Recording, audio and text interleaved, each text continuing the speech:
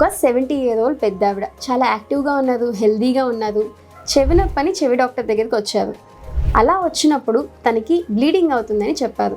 Actually తనకి periods ఆగిపోయి 20 years అయింది. 6 months నుంచి ఆన్ అండ్ ఆఫ్ బ్లీడింగ్ చూస్తున్నారు. కానీ ఈ విషయం ఎవ్వరికీ చెప్పలేదు. దీనికి ఆవిడ చెప్పిన రీజన్స్, ఒకటి సిగ్గుగా అనిపించింది, ఎవరికి చెప్పాలో అర్థం కాలేదు.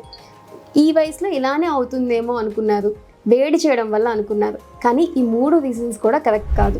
స్కాన్ చేస్తే ఎండోమెట్రియల్ థిక్నెస్ చాలా ఎక్కువగా ఉంది. దీనికి 30% క్యాన్సర్ అయ్యే అవకాశం ఉంది. నేను మీ doctor Pavani, consultant obstetrician, KIMS Cuddles, Visakhapatnam. Periods మనకి 1 year పాటు కంటిన్యూస్గా రాకపోతే దాన్ని మనం మెనోపాజ్ అంటాం.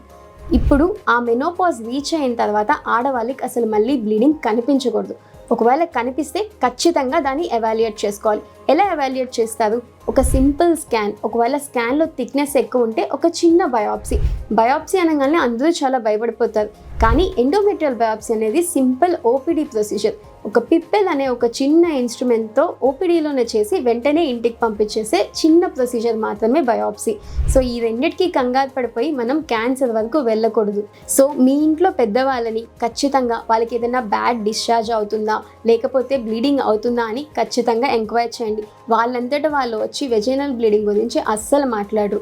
మన దేశంలో ఆడవాళ్ళు సఫర్ అయ్యే క్యాన్సర్స్లో అన్నిటికంటే ముఖ్యమైనది breast cancer and cervical cancer.